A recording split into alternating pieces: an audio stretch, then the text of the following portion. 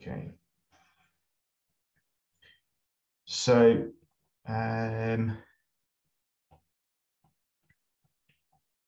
we have a client-server relationship as drawn by this diagram. Browsers making requests, and our server applications on our server are giving back responses. We are able to now persist data in a database. And the thing that's responsible for making, I guess we should probably make another box here.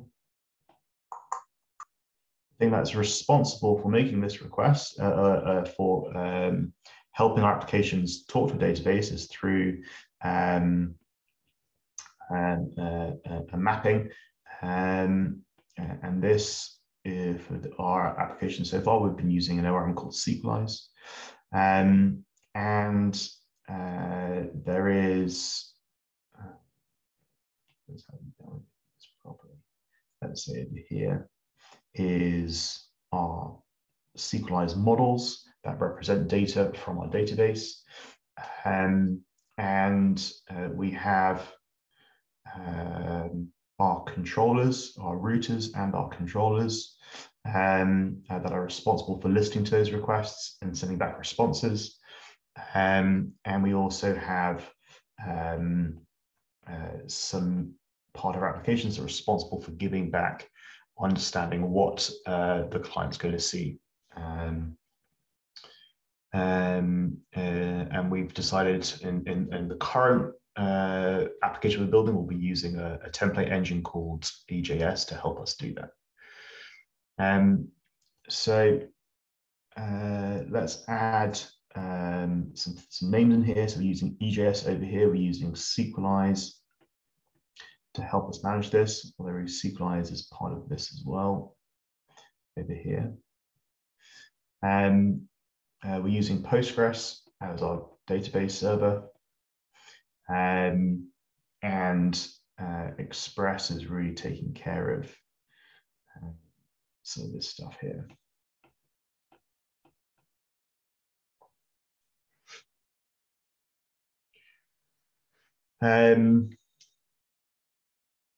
Okay, so far, just pausing here for any thoughts or questions on the current diagram. Does it make sense, or are there any confusions here that you want to sort of like talk about? Does this diagram make sense? If you think about the bookmark manager making a request, your Express sending back a response, inserting things into the table, reading things out, does this diagram make sense to you? Just give me a thumbs up if currently you're on track, it makes sense to you.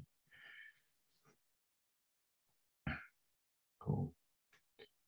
And if it doesn't make sense, this is important. Figure out what part is confusing and ask please ask a question either like in Tech Help or in DMs, or just shout it out. All right. It's important that not only do you understand it, but you can also replicate this diagram, so you can draw it out yourself so to understand. So you can sort of demonstrate to yourself you have a working knowledge of, at a high level, how these parts fit together. So we spent the past, I guess 5 or 6 days focusing on the different parts to this diagram. Thinking about in the context of an application that can create, read, update, and delete. And not just those operations, but also how do we organize our routes? All right, so what kind of convention are we following? Thinking about resources and naming our routes accordingly. So we should have a proper convention on naming our routes using those HTTP verbs to give information about what operation is going to happen. Things that we've done so far. So when we try and fit into the picture user management, it's going to follow along with the same pattern. All right, but there are a couple extra things that we need to figure out. So let's try and model a sort of a user journey of when of when they're going to sign in and sign out and see the kinds of things that we need to implement. So let's have a look at a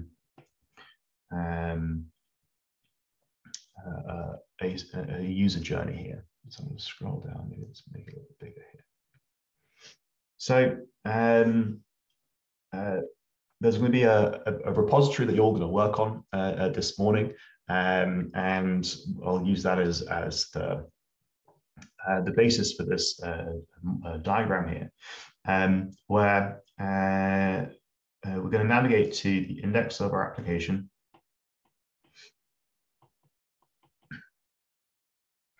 And we're going to see on this page two links, one to sign in and one to sign up. They may not be in this order. Right, two different possibilities here. Let's say, for example, the first option here is always to sign up, because we need to go through this process first. So let's say we're going to click on this sign up button.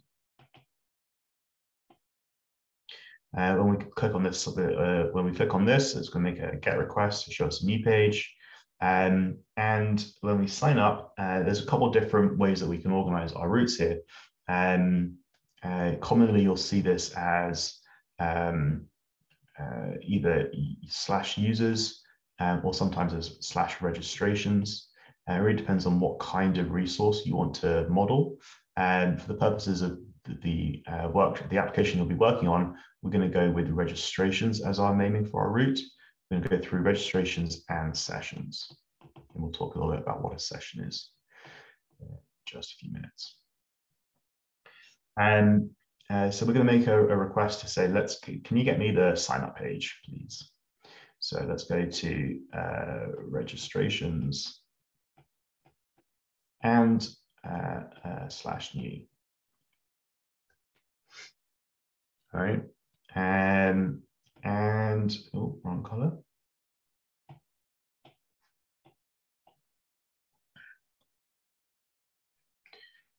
What's going to appear here? Well, here's going to be how we show our form. So let's have a form here that has like an input field for your email, and has an input field for your password.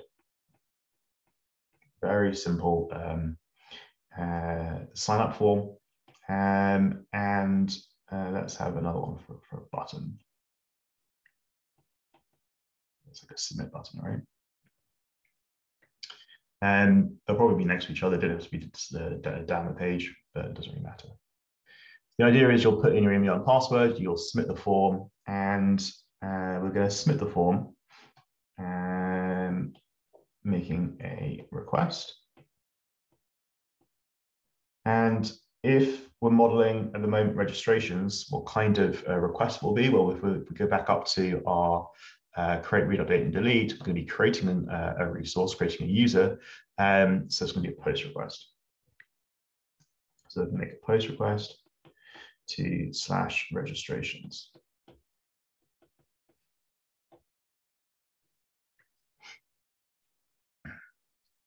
In which case, when we make our post request, here will be where we are sending a post request with email data and password data.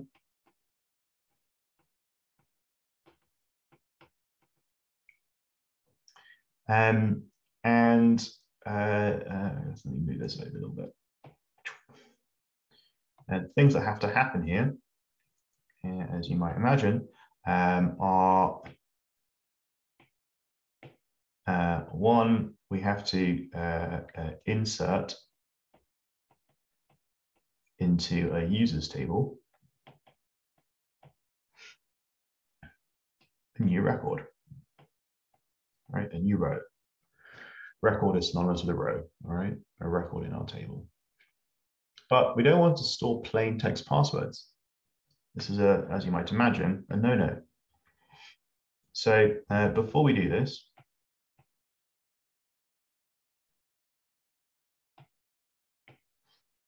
we have to encrypt password. And so we insert into the user table a new record, but we don't insert the password plain text. We insert what we call a hashed password.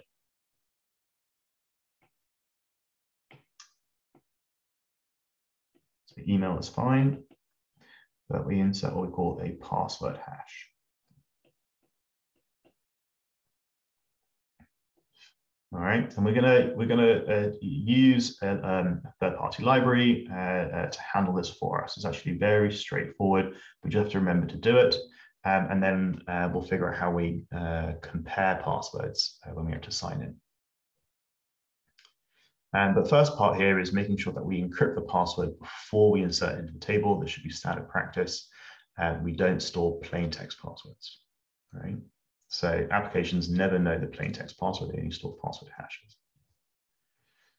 And then if it's all successful, and we're not going to have any validations at the moment, we redirect to a part of our application that is going to be restricted to only authenticated users, all right? So we'll deal with that when we go into figuring out how we do sessions. But for now, we just want to concentrate on signing up the user, making sure we insert into the table a hashed password. So then we'll make a request. After we've created a user, we'll make a request. And let's say the part of our application that's restricted to only authenticated users is going to be a lovely path called top secret. All right, can't get here unless we are authenticated. All right. For the moment, before we implement that part of it, any created user is going to get here. All right. So we're just going to redirect to this URL. When we implement sessions, we'll then restrict who can get there. So we'll make a request accordingly, and here we'll do something like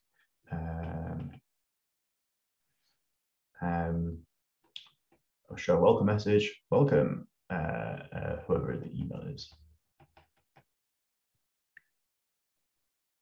Right. If you were to navigate when we go to the idea is after we implement our sort of sessions, to make sure that only signed in people, signed in users can access it. This path will check if you're signed in, and it will not show this if you're not signed in. All right. So we're going to try and figure out this flow first, and then we'll add in the flow that says if you try and navigate here without being signed in, you'll be redirected back to the index. All right. But for the moment, we'll just focus on this flow here. We're going to go through the sign up flow and add in your information to this form, submit it, and then on the application side, making sure we encrypt the password, and then insert a row into the table, and then show the right page. So this is going to be the first part that we'll do, and then we'll come back and have a look at how we implement signing in and signing out.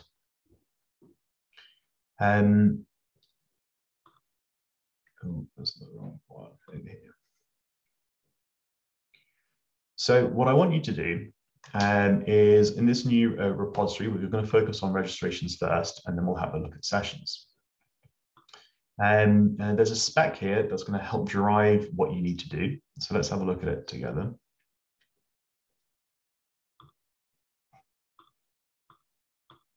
And we'll have a look at this running as well. So this is the spec that I want you to read through. It's fairly straightforward. We visit the index page. We click the sign up link. So we go back to here, visit the index page, click the sign up link. We're going to fill in our information in the email and password field, and we'll click the submit button. And then we should see that the URL is now /top secret, and we see a welcome message. This is our spec that will help show us that we have completed this appropriately. So this is modeling this flow here. All right. So in order to get there, you'll have to go through a bunch of setup. So as with anyone, this is a new project. You'll have to clone the repository, change into it, install all the dependencies, set up the database, and then there'll be nothing in it. So you can run migrate if you want to, but there's nothing in it for the moment, because part of what you'll need to do is also set up the user model. And then you can run your application, make sure that you add the right environment variables, so just go through your normal database setup, and then you can open and run your test. Now, things will fail until you set up your user model. So use the CLI for SQLize to generate a user model with 2 properties, email and password hash. Doesn't really matter what you call them, but just make sure that they are representing what they're meant to. And then update your database by migrating, and that should set you up for that part. Then, after you've created your models, your one user model, go through and have a look at what you need to do for the post route. So let's have a look at that together. Let's have a look. So for the post route, there's a few things that you'll need to be able to do. So this handles showing the new sign up form. This one here. So this purple arrow making the GET request. This is what is handling that and showing you the form. And then when you submit the form, it goes to this route. All right, so what you need to do is create a user with a hashed password using bcrypt, then store the ID in the session. Oh, I need to talk about that in a second. And then redirect to top secret. So in order to store a user with a hashed password, we're going to be using this module called bcrypt.js. And let's have a look at the documentation for this together. So you can have a quick Google for bcrypt.js. It should land you on this page. If not, just type in bcrypt.js, Google it, and you're looking for the module that's bcrypt.js. Right? Usually should be the first one.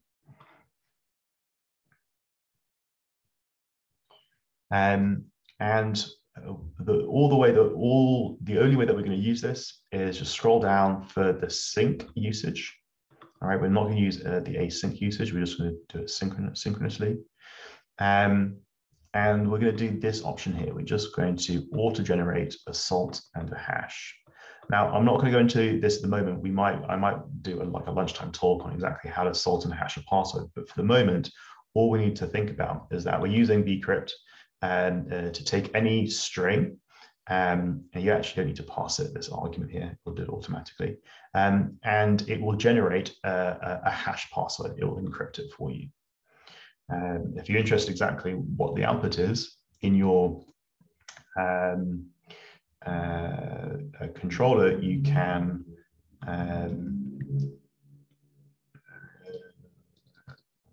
let's go back and have a look at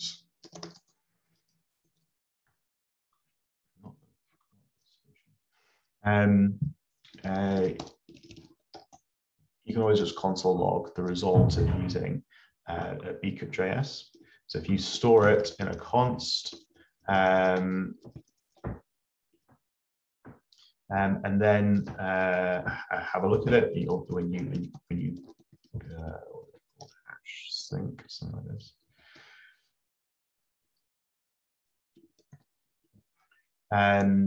And you'll likely be bcrypt.js, whatever comes across in the password. All right. When you submit your form, you'll be submitting it using this input field.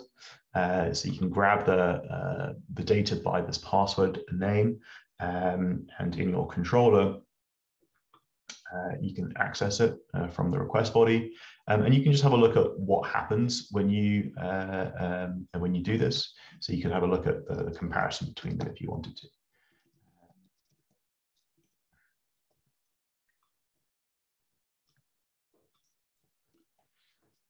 All you need to do is make sure that it is hashed first, and then you can go along with your create user use.create and then store that in the table. All right, and afterwards then redirect it to top secret.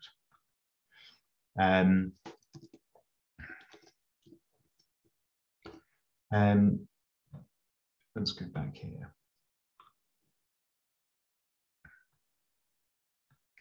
So the point is to complete the post registrations, making sure you're focusing on this part here.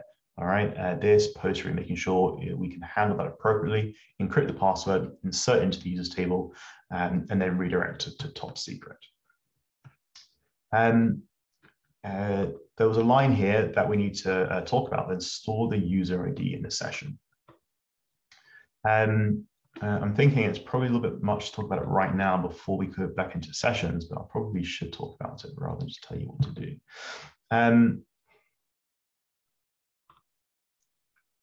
So the way that this test is going to work, or the way that we're going to implement our authentication process, is by adding an information about the user that's currently signed in. And what that means is, the idea of being signed in is that we have some process that we can identify who the current user is. And the way that we do this is just by using the user ID. So once you've created a user, that user has an ID, it has a unique column in the table by ID, and we'll just store that user ID in the application. And we can store it in a couple of different places. We can store it at a really high scope in the application. We can store it in the request locals that we've been doing before, or we can use a session. And if we think back to, did we do a diagram of this before? Yeah. So if we think back to scope, where we have the outside node application that runs our express application that has routers that have controllers, we can think about a session also in terms of scope. And a session is scope that is, oh, I'm not in the same place over here, so let's scroll up.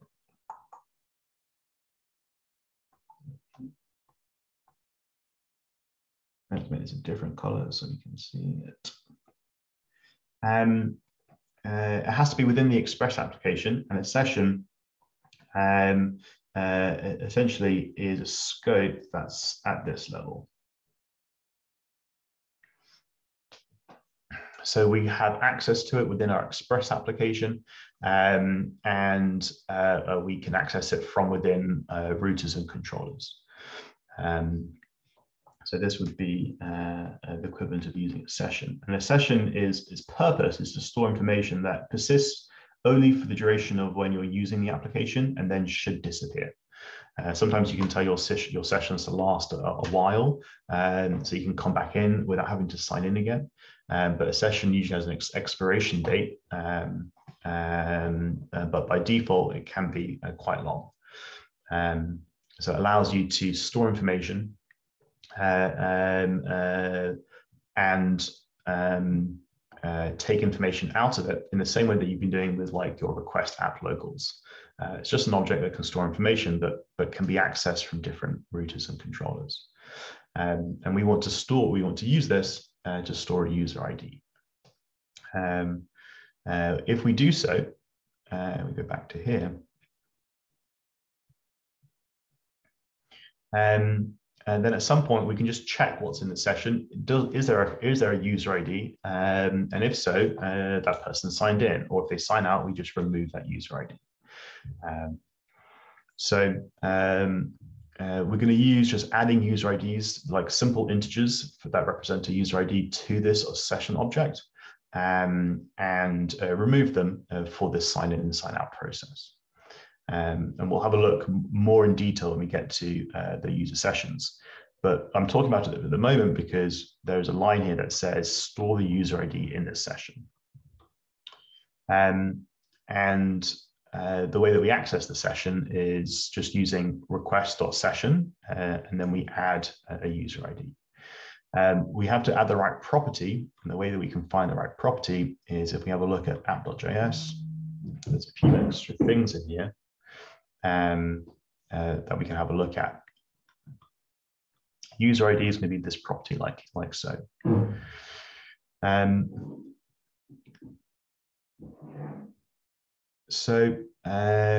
When I say add the user ID to the session, it's just saying let's do set the right property to be the user ID. Let's go back and have those side by side so we can see that.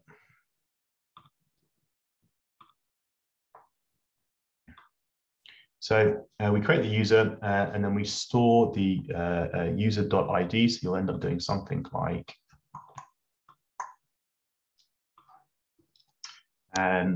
rec session.user ID is equal to the user.id.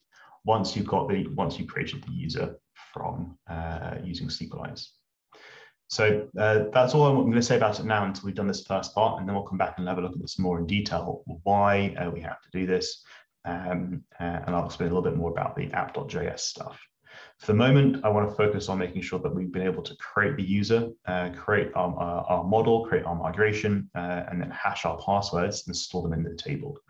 Once we do this, your Cypress registration test should pass. And then we'll gather back together and have a look at the next section using sessions. Okay, so again, the thing that we have to focus on at the moment is just making sure we can complete this post route,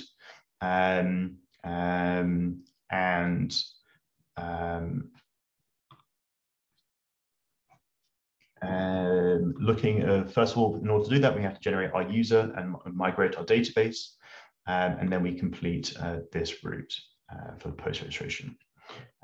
That's all we have to do for the moment, and then we'll come back and have a look at the next part, which is looking at sessions and signing in and signing out.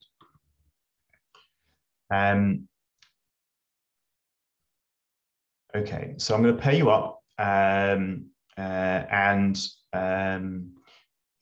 let's spend about let's try half an hour, see how far we can get in half an hour. There isn't that much to do, but most of it will be going through the setup process, making sure you can get yourself set up and get things working. You will have to create a new database, just follow the instructions for your setup, read through the spec to understand what's happening, diagram it out accordingly like I've done here if you need to, and then you're focusing on just adding this post registrations after you've created your user model. Is there anything else that I wanted to say before we move on to the next part? No, everyone should be able to get to the point where they have their registration spec passing. All right, that will pass once you've completed these instructions. Once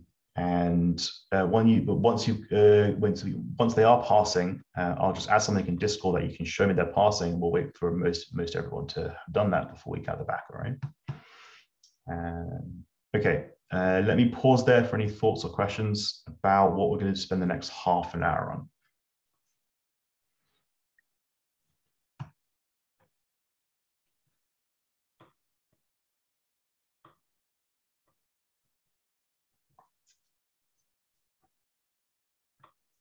Cool. Okay, I'll pay you up.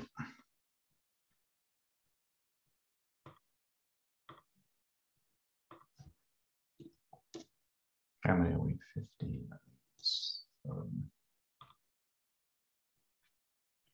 Okay.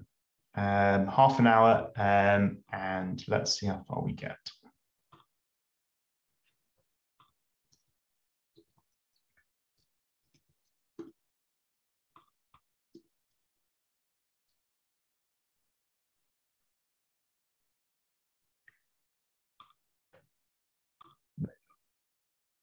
Cool. Okay, so let's have a look at the instructions again. We had to read through the registration spec to understand the sequence events, and then use the CLI to generate a user model. And in order to do this, let's go and make sure we've set up the project to do so. So there's a .env example that we need to change. So let's remove the example. Could you share your screen, please? Sorry, yes. Am I not showing my screen? Clearly not. Thank you.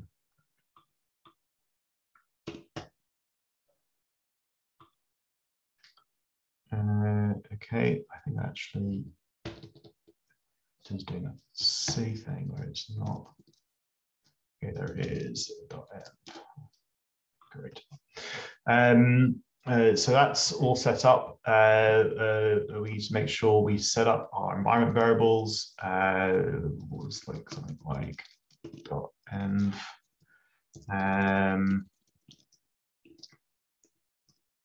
And then I want to be able to sequelize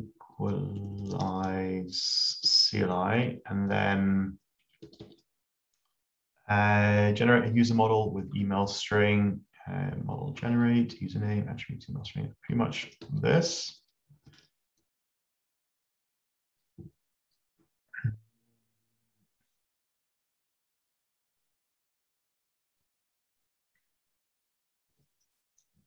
Did I make sure this is runnable?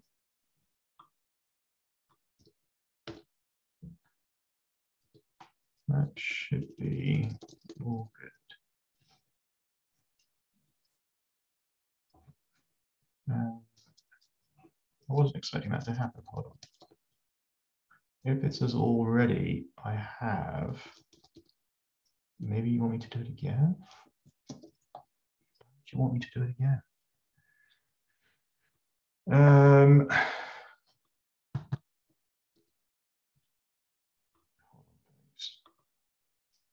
Clearly not.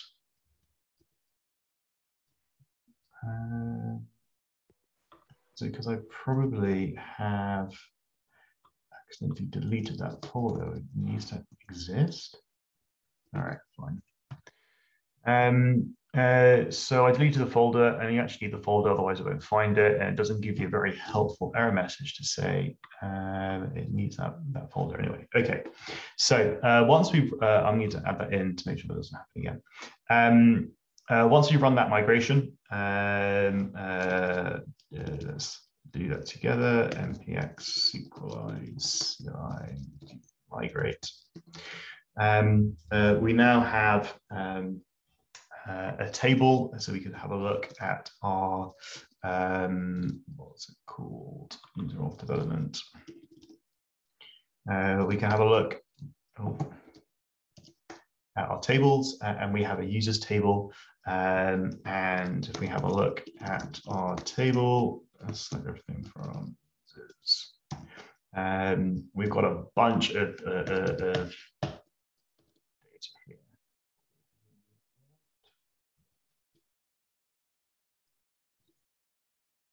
here. Well, because I've already been using it, so that was like, let's go back and drop this so you can see everything from scratch.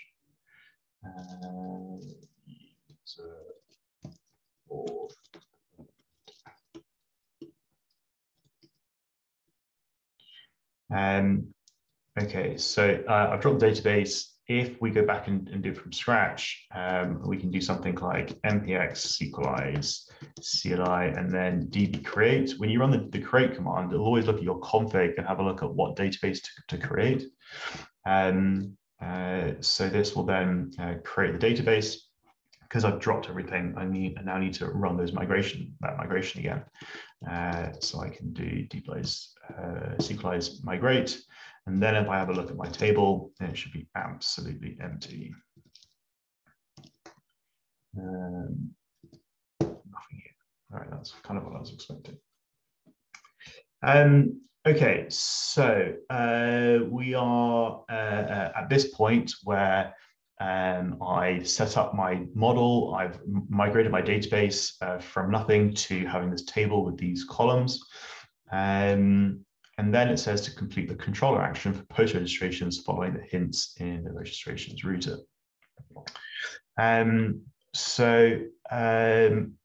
Here is where I want to create a user with a hash password. So let's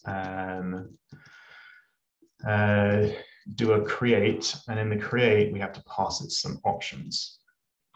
We have to pass it the email, which comes from the form somewhere by the name field and the password field. So we have the email and we have password, and the property we're trying to save is password hash. And here is where we have to add in our hash password. So if we have a look at our Node.js encrypt documentation, encrypt.js, please. We go through and have a look at the hash sync method. We'll do something like up here, let's require a module. Const encrypt.js. And let's use it to hash saying it takes the password. Let's do request body password. So this will create our user with two properties, the email and the password hash. I'm not storing the actual plain text password. It never leaves the browser. It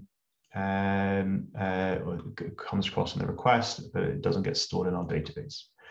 So we create the user, and then we have to store the user ID in the session. So I will do something like request dot session dot user ID is equal to the current user ID, and then I redirect to top secret.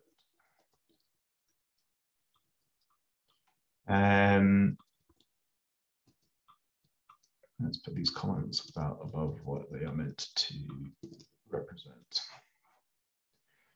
Okay, so I create the user, and it's an async method, so I probably should await it, otherwise I'll just rush forward without stopping.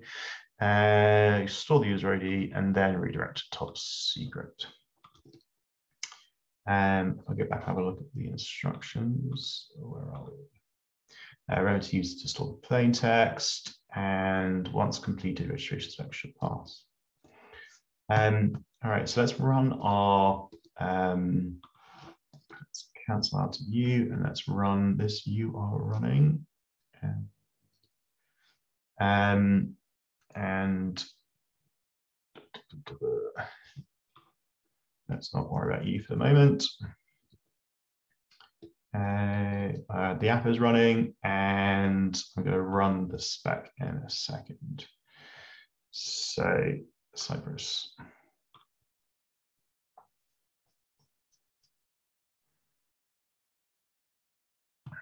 Let's see how far we get.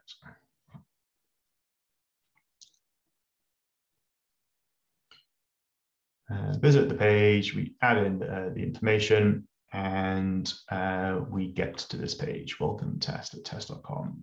It's a secret. So this is where everyone you should get to for this test. just by focusing on adding a user, hashing the password, setting the user ID, and then redirecting to top secret, having generated the model and the migration. And so I'm going to pause here for any thoughts or questions before we move on to the next part. And fire away.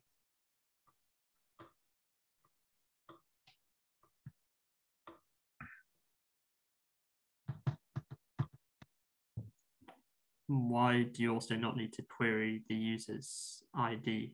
Because I saw in, what was it, top secret EJS, that it was like getting the current user's email or something.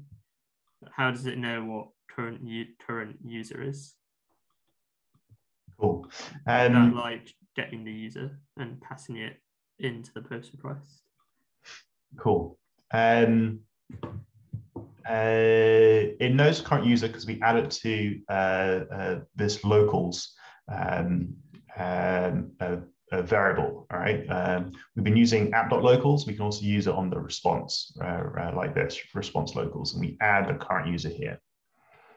And the way that we get the current user is by looking at the user ID from the session. It just finds the right user from the session.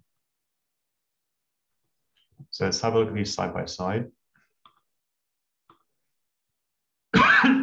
This is going to be segueing into what we're going to have a look at the moment. Let's get rid of you. Let's get rid of you. If you look at these side by side, and I add to the session this user ID, and then I redirect to top secret. All right, so it makes another request. This is a function that's added to the application as essentially a middle layer function. This will always run before the rest of my routers. So the request comes in and it goes through this bit of middleware first. So it always looks at the user ID in the session. If it exists, we find the user in the database that has that user ID. Otherwise, it just ends up being undefined. And then we pass it on to the next function to run, which will either be one of these routers or something else. So like the routers in app.js, they all run, or so they're synchronous in the way they're running. Like the bit at the top will, the router at the top will, it will look for that and do something with it before. Exactly. So if you let's model it out. So every time a request comes in, there's essentially a stack of middleware that connection installed. Come on, chop.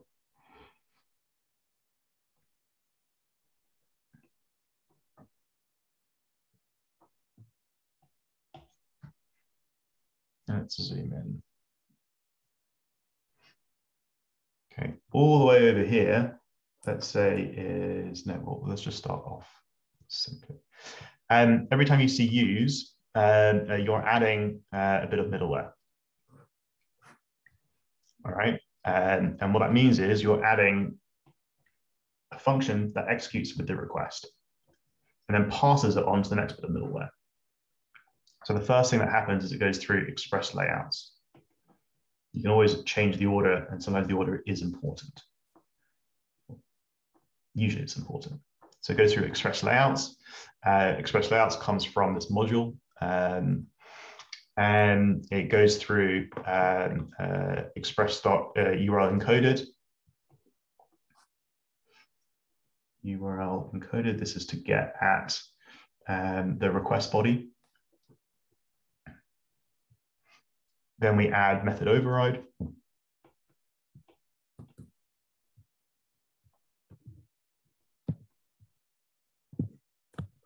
So as the request goes through this, sometimes it changes. Like we know it changes for method override because it changes that get method from something to something else, right? It goes from a post request to delete or a post to an update.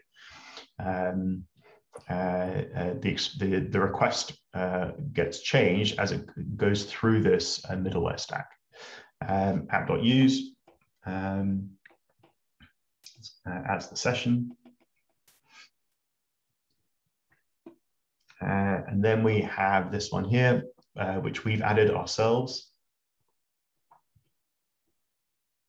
So this is now, let's make it a little bigger so we can read it. I'm getting running out of space here. This is essentially finding current user. Let's say add current user to locals.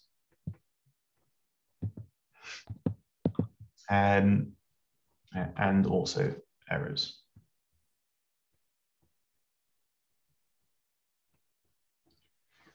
And then there's another function that gets added to the top secret. And this is how we're doing the restriction to just this URL, saying you have to be authenticated to be able to get to this URL. So not all requests go through this, only if they are. So you can say maybe there's two different paths here. One is, let's go through if the path is top secret, then check for the user session user ID.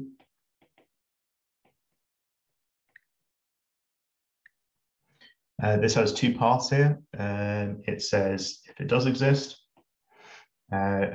keep going. Otherwise, redirect.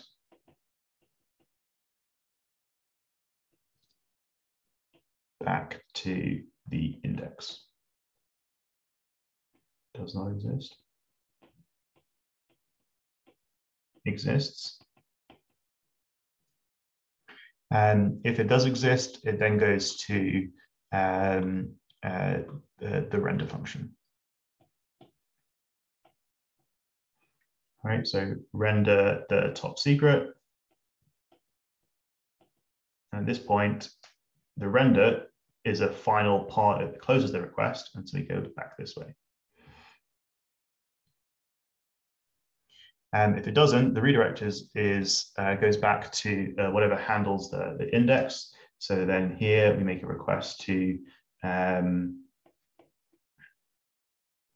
render index, and then that goes back.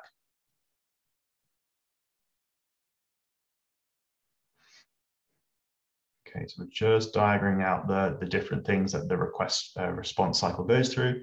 Add current user to locals, so we have access to it. And that came from your question, Colin, about where does the current user come from? It's so that we have access to the current user if it does exist. So we can get at the properties like email and things like that.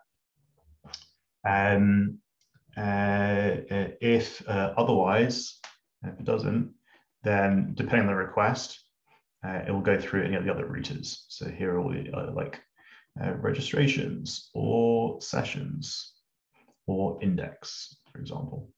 These are different possibilities you can go through. All of which will at some point have a render or some kind of way to complete the request, which then will go back to the browser. All right. So this is essentially what we're trying to do here. This conditional flow here is a simple authentication process. Right, we're checking for the user ID in the session. If it exists, cool, you can see the thing. If it doesn't exist, you have to make sure you're signed in. So it gives you redirect back to the sign in, sign up page. So in order to get to the session ID, we have to have a user and we have to make a comparison to see whether it's there or not. So there's an if condition that checks for that, which is this one here. If the user ID is not defined, then let's redirect back. Otherwise, all good. There is a user ID, so there's some user signed in. Proceed to the next stage, which is for this function, we pass in the authenticator. This runs first, and then we run the render.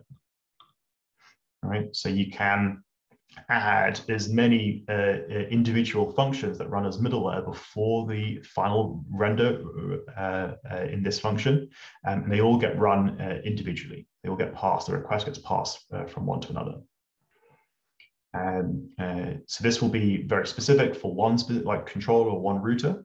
You can add a set of middleware, or like up here, this is for every request in your application at the top level scope. So depending on what scope you want, these are all for every single request. And this is specifically for just the top secret controller. Saying, okay, I want to make sure you can only get to this render if there is a user ID in the session. It makes a bit more sense now that you've diagrammed it out. I can understand the flow a bit better, because I saw that it kept redirecting to the index when the user ID was not defined. So I knew something was going on, that it wasn't like grabbing the session ID correctly. Yeah. And so far in the registrations, the only way that we've been adding user IDs to the session is once we created a user, and then we have access to the user ID. Right, we haven't yet done the sign in and sign out part, but so far we've just added the user ID, which is important to make sure we do end up, after we sign up, in the top secret. All right.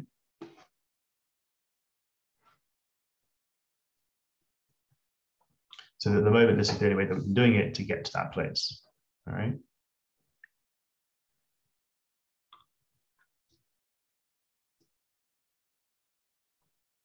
And more thoughts and questions at the moment that came up.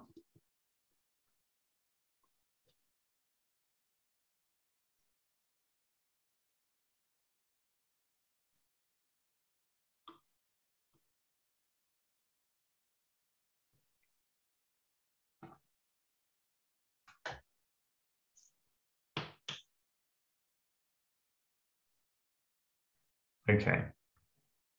So the next part is to add in signing in. So if we have a look at the instructions, let's read through the spec to understand what things that would need to happen, and then we have to complete the control action for post the sessions, creating a new session, and for then signing out. So once completed, our session spec should pass. So let's have a look at the session. So before each of the tests, we're going to create a user in our table. I probably should also be running the truncate tables. That's fun. It's not actually running yet.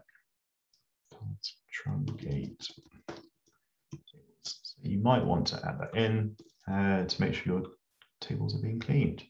That's not there at the moment, even though the task is there. Okay, so we're going to truncate the tables. We're going to then create a user.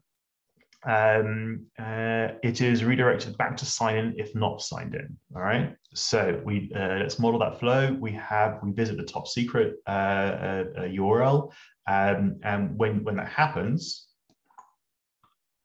if we try and navigate to top secret and we're not signed in, we want to redirect back to the index and see that on the page. So we're going through this right-hand flow here. So we should see back to the index, and we should see the sign up and sign in, and the welcome message should not exist. So that's the first flow that we've added in as a test. We want to then have another test that you can either sign up or sign in. And when you click on those links, they go to the right URLs, either to sign up or to sign in. We're calling a new sign in a new session. You start a new session when you sign in. You should be able to complete a sign in. So when you get to the sign in form, you should be able to add in your details. And this information comes from the already created user in the database. So we have a quick look at that task, create test user. In our test, folder, we have this task to create a user in our table, all right? And it's using this email address and this password. So that's why that information is there. In the same way that we create a user in our post route registrations, we're using bcrypt to hash that password. So we have a task that we can create a user, and we run it before each of these tests. So we have that available. So I can use that information to sign a user in. So once I've signed in, I should be able to see that welcome message. There's a couple tests to say if you get the wrong email and or the wrong password, you see an error message. This is something that you'll have to complete yourself. And then you should be able to sign out. All right, so you should be able to first sign in and then see a sign out link to click on it, or a button, I think it is, and then that should take you back to the index. So back to this flow, I want to be able to make sure that if I sign out, I get back to the top secret. And if I sign in, it allows me to get there. So if we have a look at the controller action for sessions, the way that we're going to do this is when I go to that sign in form, and it's very similar to the registrations, it's just a form that has a different post route. It's posting to /sessions rather than the registrations, which posts to /registrations. I send across the same information, like email and password. And my controller should then do a few things. First of all, it should try and find the user by email. If it exists and the passwords are equal, so we have to go back to bcrypt and have a look at how to compare. So to check a password, we can use compare sync. All right. So it's just a hash function and compare, but it's a synchronous version of it. So you can go compare sync, and then the pass that came across in the form, and then the hash that you already have. So you'll likely end up doing something like if user exists, if the user and bcrypt.compare sync, and the order is the request body password and then the user password hash. If those two things are the same, I'm asking bcrypt to compare them, and the user exists, then cool, all good. The user is valid and has entered the right valid information. Let's add the user ID to the session. This is in effect request.user ID.session.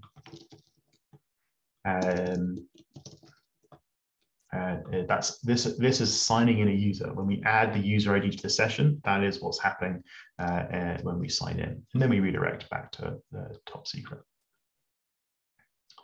Otherwise, I want you to show an error on the page. So add in the error message as specified by the specs here. The message should contain this error message, so you should be able to figure that out.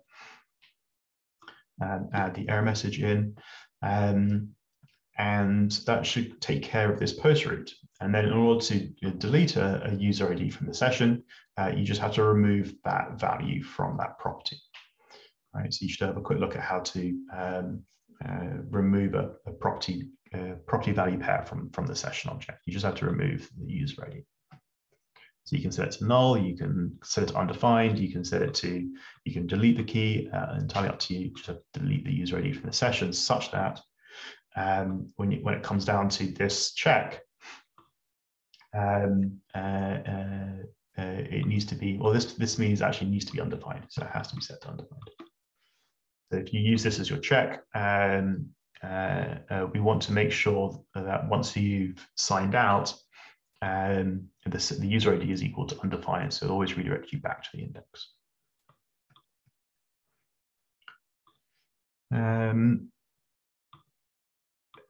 So this is the post and the delete route. All right. So once you've done that, then you should be able to have all these tests pass. And just by focusing on the post route and the delete route for this sessions controller.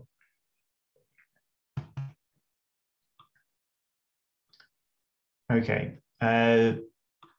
Thoughts and questions before you pair up again to complete the second half of the session?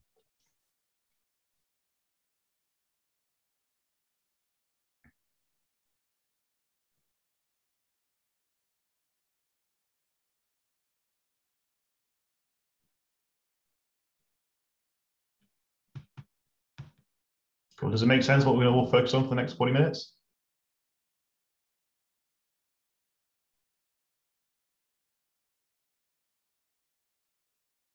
I have a few thumbs up. Yeah? Okay. Cool. Let me stop the recording. And let's have a look. User sessions. So we just finished doing the sign up and sign in. And let's go through creating sessions so we can keep ourselves signed in. Read through the spec to understand the sequence of events. Here we have a bunch of tests that we need to pass. And in order to do so, we need to complete our controllers for the sessions route here, for posting to /sessions and deleting /sessions. So find the user by the email address. So again, we're trying to submit a form from our sign-in, and we need to get the fields by email and password. So find user by email, const user is a user, and we can find the first one that matches where email is the same as the request body email. So we can execute a search as async, so we probably should wait for that to finish. And then we want to do a check. So once we've got, if there is a user by this email address, the find one will either return nothing or it will return the user. We want to check that the passwords are the same. If they are the same password, nice job, you've signed in, and we'll add the user ID to the session and redirect you. Request session, and user ID is the user ID. All right, this is the act of signing the user in, like adding their user ID to the session. And then we want to redirect to our very top secret page. Otherwise, if some of the information is incorrect, either the user doesn't exist by that email, or the passwords don't match, we want to show the errors. The errors comes from the spec. Now you have a look at, sorry, details not valid. Oh. Wrong clipboard. You, please.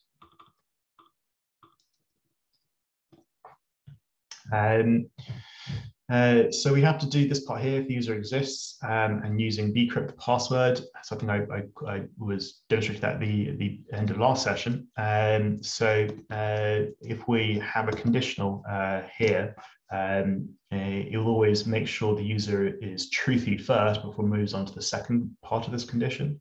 So expect there to be some value in this variable user. If it's null or undefined, it will stop there and won't evaluate this second expression.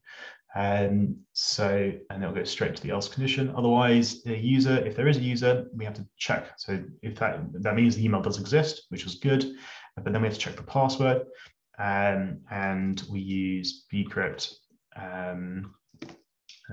compare the two passwords never remember which way around they should be. Bcrypt.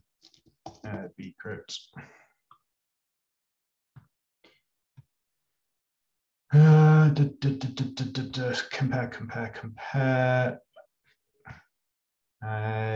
We compare with form data first and then the DB hash. All right, so a request body password, and then we compare it with our user password hash.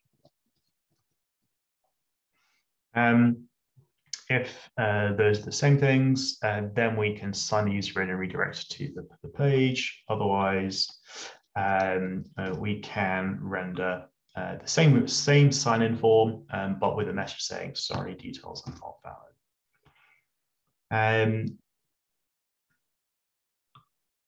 Where's the instructions? Following the hints, and then complete the control action for the delete. Delete the user ID from the session. We can delete the key at request session user ID. So let's run our specs and see how far we get with this.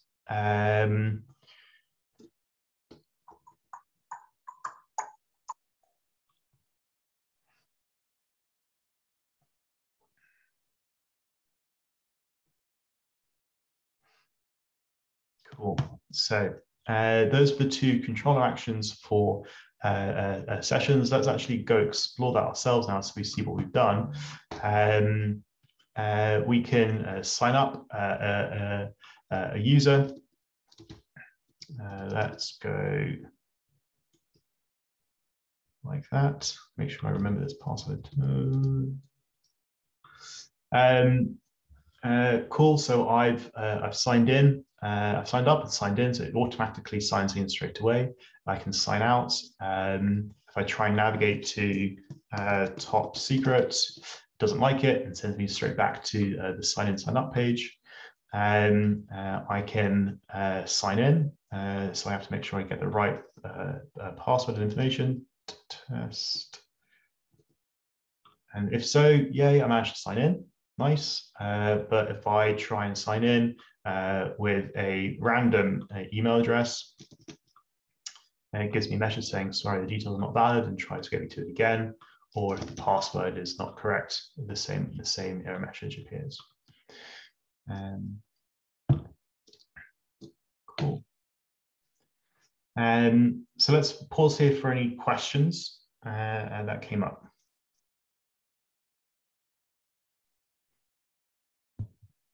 So in the delete method, why can you not set rec session.userid equals undefined? You can. Both do the same thing.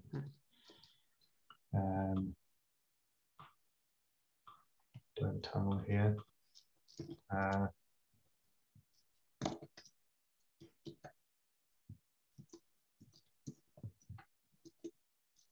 So you can do that if you want, or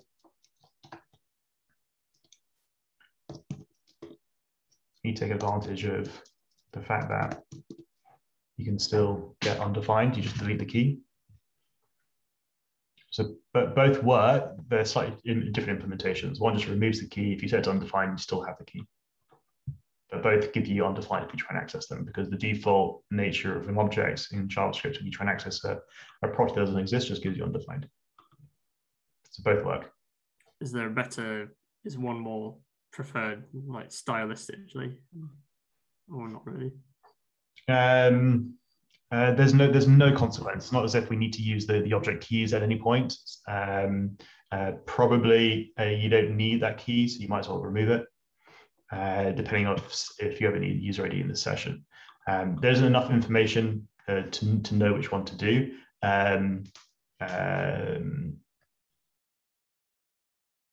I would probably, yeah, I'm ambivalent. Delete is nice because it tells you exactly what has to happen rather than just reassigning it. You just remove it. But this would then might cause things to break if you need to rely on session user ID.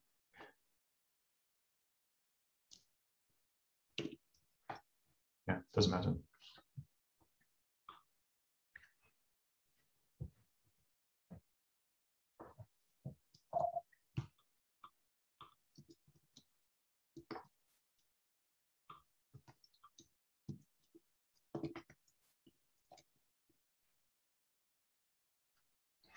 More thoughts and questions?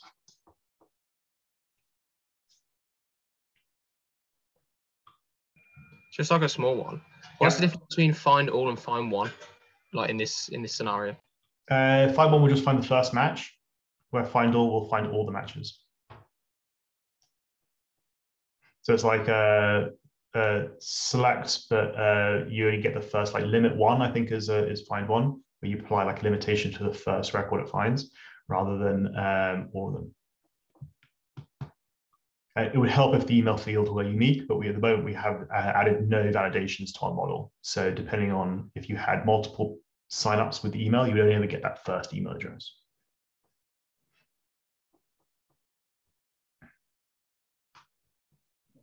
If you wanted to, you could do something like find all, and then make sure you got the first from the array,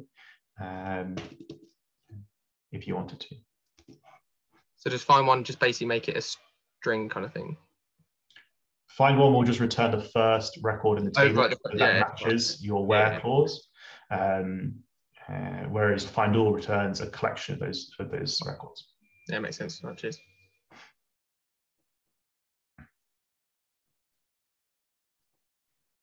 Good question.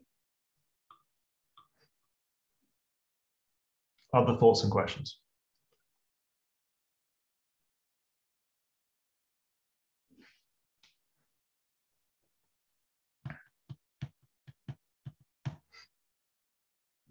So there are a couple of things we haven't talked about in this file, mainly this function here and this session, well, actually, and express layouts. So I want to spend a minute just talking about them, so you can go back and have a look at this when you want to. This express layouts gives you the ability, and this might not be the only, I think there are a few different modules you could use, and this is using express EJS layouts. Gives you the ability to use a layout file, explicitly named layout.ejs, which gives you a template that you can insert other EJS files into it. So this will always appear in every EJS file that you end up sending back to the browser. And in line 21 is where we can inject the different views. So for example, if we went to a request that was like top secret, for example, you can see that the sign, or let's go we're on this page, let's have a look at this one. So on the sessions new page, we still see the sign in and sign up links. And if we have a look at the session new page, this only has the form. Yeah. So on the form, this is what is responsible for that session new page in EJS, but these two links here come from the layout. So this allows you to have a layout that you can embed other EJS forms, and we do that by using this body tag down here. And notice the dash here. So we can, when we render it, EJS sees that this is a layout file. We're going to use this layout first, and then we inject into the body on line 21 the other file that we want. So in this case, it'll be the session new file. So this will always appear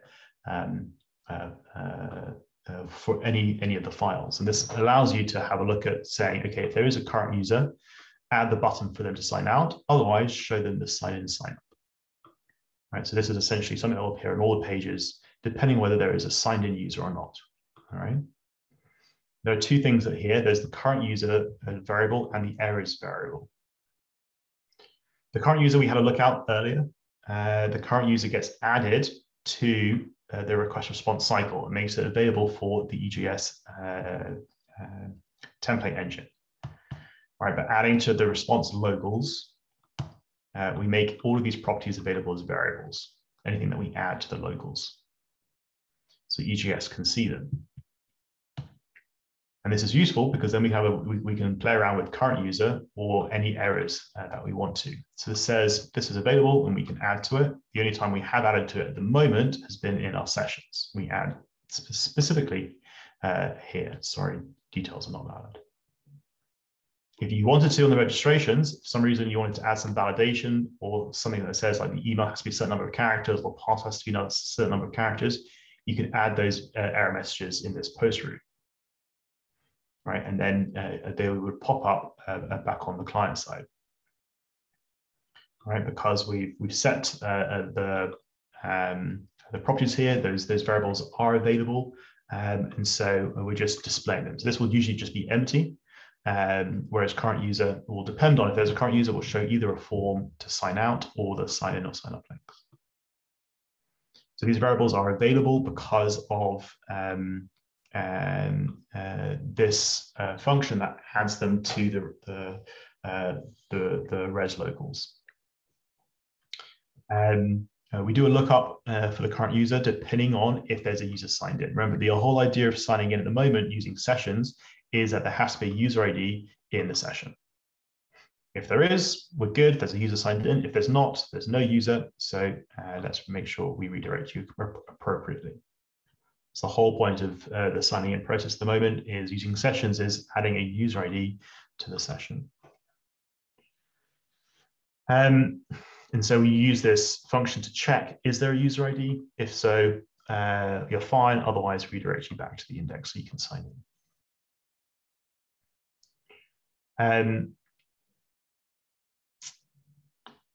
In order to set your application to use a session, very straightforward.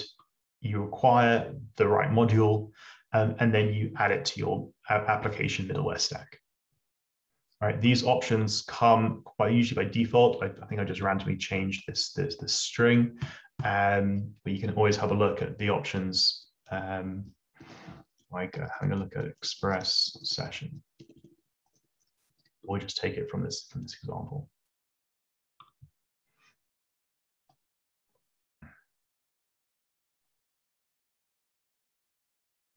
Usually there's an example somewhere, pretty much.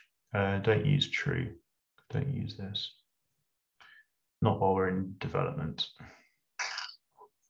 So whatever you do, all these are fine, but just don't set this line here. Otherwise it won't work in development.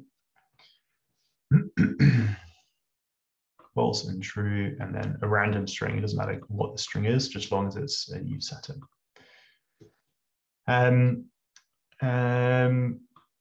So that's how you would just set your application to use sessions. So you have available the request session like this.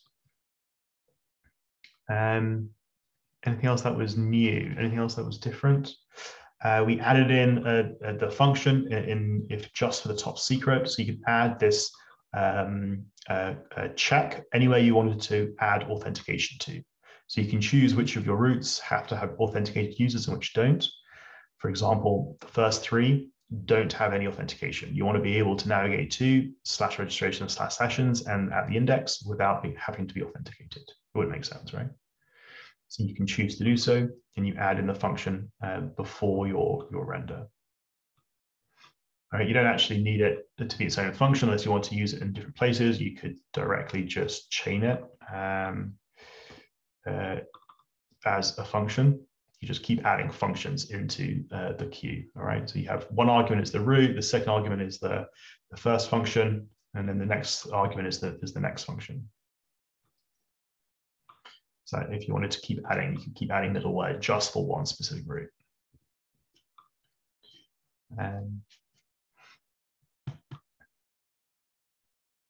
Cool. Okay.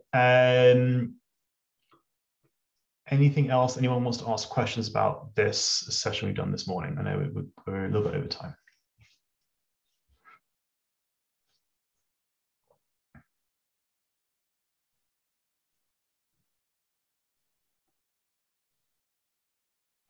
Cool.